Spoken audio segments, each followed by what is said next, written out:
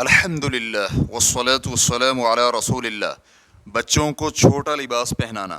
سوال کیا گیا ہے کچھ عورتیں اللہ انہیں ہدایت سے نوازے اپنی بچیوں کو اتنا چھوٹا لباس پہناتی ہیں کہ ان کی پنڈلیاں ننگی ہو رہی ہوتی ہیں، اور جب ہم ان ماؤں کو نصیحت کرتی ہیں تو جواب دیتی ہیں کہ ہم بھی اسی طرح پہنا کرتی تھی، اور جب ہم بڑی ہو گئی تو ہمیں اس نے کوئی نقصان نہیں دیا۔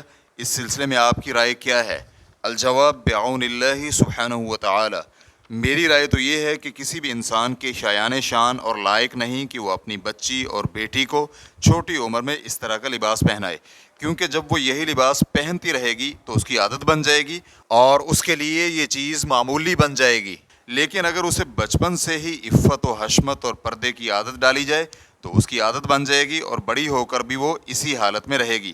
میں تو اپنی مسلمان بہنوں کو یہی نصیحت کرتا ہوں کہ وہ دین کے دشمنوں اور باہر سے درآمد شدہ لباس کو ترک کر دیں اور اپنی بچیوں کو باپردہ لباس پہننے کی عادت ڈالیں، اور انہیں یہ عادت ڈالیں اور بتائیں کہ شرم و حیا ایمان کا حصہ ہے۔ فتوی الشیخ ابن عثیمین رحمہ اللہ۔ ریفرنس کے لیے دیکھیے مجلۃ الدعوہ، شمارہ نمبر 1709، صفحہ نمبر 35۔ واللہ تعالی اعلم۔